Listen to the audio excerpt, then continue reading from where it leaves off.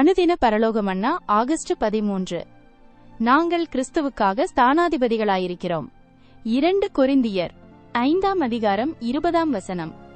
ஒவ்வொரு கிறிஸ்தவனும் இந்த வார்த்தைகளை தங்கள் சிந்தனைகளில் எப்பொழுதும் வைத்திருப்பார்களானால் அவர்கள் குணலட்சணங்களில் இது எவ்வளவாக அவர்களை கனப்படுத்துகிறதாக இருக்கும். எவ்வளவு பெரிய வல்லமையை அளிக்கக்கூடியதாக உள்ளது. நம்முடைய குடியிருப்பு பரலோகத்தில் இருக்கிறது என்று அப்போஸ்தலன் சொல்லியிருக்கிறார். நாம் இப்பூமியில் வாழ்ந்தாலும் இவ்வுலகத்திற்குரியவர்கள் அல்ல, பரலோக ராஜ்யத்திற்குரியவர்களாக மாற்றப்பட்டு அதன் ஸ்தானாபதிகளாகவும் பிரதிநிதிகளாகவும் இவ்வுலகில் நியமிக்கப்பட்டிருக்கிறோம். இவ்விதம் நியமிக்கப்பட்டவர்கள் தங்களுக்கு அருளப்பட்டுள்ள பதவியை காத்து வார்த்தையிலும் கிரியையிலும் சகலத்தையும் கிறிஸ்துவின் நாமத்திலே செய்ய கடமைப்பட்டுள்ளனர். ரீப்ரிண்ட் 3330. வணக்கம். இன்றைய ஆழமான பார்வைக்கு உங்க எல்லாரையும் வரவேற்கிறோம். வணக்கம். இன்னைக்கு நாம பார்க்க போறது ஆகஸ்ட் 13 தேதியிட்ட டெய்லி ஹெவன்லி மன்னாவில இருந்து ஒரு குறிப்பு.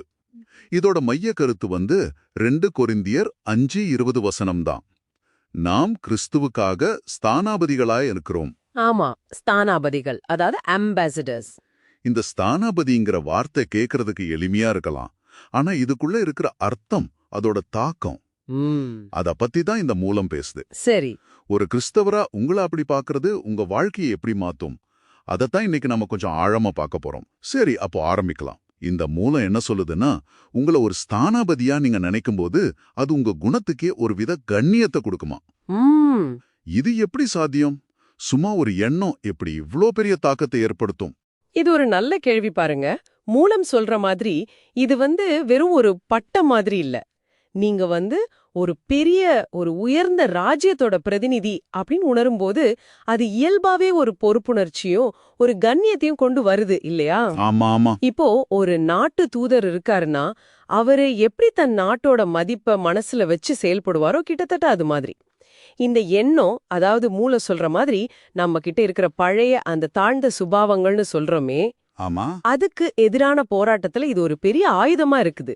அதாவது கிறிஸ்துவுக்குள்ள நமக்கு கிடைச்ச அந்த புதிய சுபாவம் இருக்கு இல்லையா? சரி, அந்த பழைய சில சமயம் நம்மள கீழே இழுக்கிற மாதிரி தோன்ற அந்த இயல்பை ஜெயிக்கிறதுக்கு இந்த ஸ்தானாபதி அப்படிங்கிற மனநிலை ரொம்ப உதவுது. ஓ, அப்படியா? இது சுவாரஸ்யமா இருக்கே. அப்ப பிரதிநிதித்துவங்கிறது வெறும் பதவி இல்ல, அது ஒரு மனநிலை மாற்றம்னு சொல்றீங்க. கரெக்ட், ஒரு பெர்ஸ்பெக்டிவ் ஷிஃப்ட். இது நீங்க சொல்றது மூலம் சொல்ற இன்னொரு முக்கியமான விஷயத்தோட இணையதுன்னு நினைக்கிறேன். நம்முடைய குடியிருப்பு பரலோகத்தில் இருக்கிறது. மிகச்சரியா சொன்னீங்க. ஆமா, இந்த 2 விஷயமும் ஒன்னோட ஒன்னு பிணைஞ்சது. நாம இந்த உலகத்துல தான் வாழ்றோம், ஆனா நம்மளோட உண்மையான சிட்டிசன்ஷிப், அதாவது குடியுரிமை, அது பரலோக ராஜ்யத்துல இருக்குன்னு அப்போஸ்தலர் சொல்றத இந்த மூலம் ஞாபகப்படுத்துது. இது ஒரு மாதிரி ஒரு டென்ஷன் கிரியேட் பண்ணுதில்ல. நாம இங்க இருக்கோம், அன்றாட வேலைகள்ல ஈடுபடுறோம், ஆனா நம்ம விசுவாசம், நம்ம அடையாளம் அது வேற ஒரு இடத்துல இருக்கு. ஆமா. அப்போ இந்த உலகத்துல நாம ஒரு விதத்துல அந்நியர்கள் மாதிரி இல்லனா பரதேசிகள் மாதிரி இருக்கும். அந்த டென்ஷன் அல்லது அந்த இரட்டை நிலை அதுதான் சவாலா இருக்கலாம். அப்போ பரலோகத்தோட பிரதிநிதிகளா இங்க அந்நியர்கள் மத்தியில வாழும்போது இந்த ஸ்தானாவதிங்கிற நிலைக்குரிய கண்ணியத்தையும் கணத்தையும் எப்படி நாம தக்க வச்சுக்கிறது, அதோட வர்ற பொறுப்புகளையும் எப்படி உணர்ந்து செயல்படுறது? இதுதான் முக்கியமான கேள்வி. நடைமுறை சவால் இங்கதான் இருக்கு. அந்த பொறுப்பை உணர்ந்து செயல்படுறதுக்கு மூலம் அப்போஸ்தலரோட இன்னொரு அறிவுரையை நமக்கு ஞாபகப்படுத்துது. வார்த்தைனாலாவது கிரியைனாலாவது நீங்க எதை செஞ்சாலும் அது எல்லாம் கர்த்தராகிய இயேசுவின் நாமத்தினால செய்யுங்க.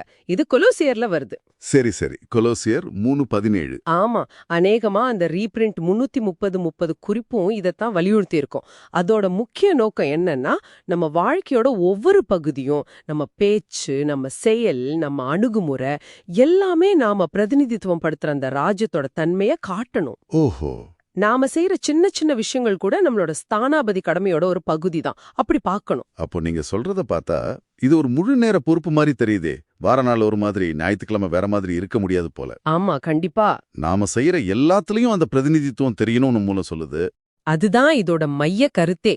கிறிஸ்தவர்கள் தங்களை கிறிஸ்துவின் ஸ்தானாபதிகளா நினைச்சு அதுக்கேத்த மாதிரி கண்ணியத்தோட பொறுப்போட தொடர்ச்சியா வாழணும். நம்ம உண்மையான குடியுரிமை பரலோகத்துல இருக்குங்கிறத மறக்கவே கூடாது. இது ஒரு வாழ்க்கை முறை, வெறும் ஞாயிற்றுக்கிழமைக்கு மட்டும் உள்ள அடையாளம் கிடையாது. நம்மளோட செயல்கள் தான் நாம யார பிரதிநிதித்துவப்படுத்துறோம், அவரோட ராஜ்யம் எப்படிப்பட்டதுன்னு மத்தவங்களுக்கு சொல்ற செய்தியா அமையுது. அப்ப இந்த ஆழமான பார்வை மூலமா நாம புரிஞ்சுக்கிறது என்னன்னா, கிறிஸ்துவின் ஸ்தானாபதிங்கிறது சும்மா ஒரு டைட்டில் இல்ல, அது ஒரு செயலுக்கான அழைப்பு, ஒரு ஆக்டிவ் ரோல். கரெக்ட். இதெல்லாம் மனசுல வச்சு பார்க்கும்போது ஒரு கேள்வி எழும்புது. ஒருவேளை உங்களுக்கும் எழலாம். இந்த மூணு சொல்ற மாதிரி உங்களை உணர்வுபூர்வமா ஒரு ஸ்தானாபதியா நினைக்கிறது, ஒரு பிரதிநிதியா, உங்களுடைய அன்றாட உரையாடல்களை, இல்ல நீங்க சந்திக்கிற சவால்களை, இல்ல மத்தவங்களோட இருக்கிற உறவுகளை நடைமுறையில எப்படி இது மாற்றும்? ஆமா, அது யோசிக்க வேண்டிய விஷயம். ஒரு இறுதி எண்ணமா இதையும் யோசிச்சு பாருங்களேன். இந்த ஸ்தானபதி பார்வை நாம சில சமயம் சந்திக்கிற ரொம்ப கஷ்டமான மனுஷங்க, இல்லனா நமக்கு பிடிக்காத சூழ்நிலைகள், இத கூட ஒரு தூது பயணத்தோட ஒரு பகுதியா பார்க்க உதவுமா? ஓ, அது ஒரு நல்ல பாயிண்ட். நாம என்ன செய்யறோங்கிறத மட்டும் மாத்தாம, அதை ஏன் செய்யறோம், எப்படி செய்யறோங்கிற நம்ம மனப்பான்மையும் மாத்துமா? இது ஆராய்ந்து பார்க்க வேண்டிய ஒரு விஷயம்தான். நிச்சயமா. ரொம்ப ஆழமான சிந்தனை. இன்றைய கலந்துரையாடலுக்கு நன்றி. நன்றி.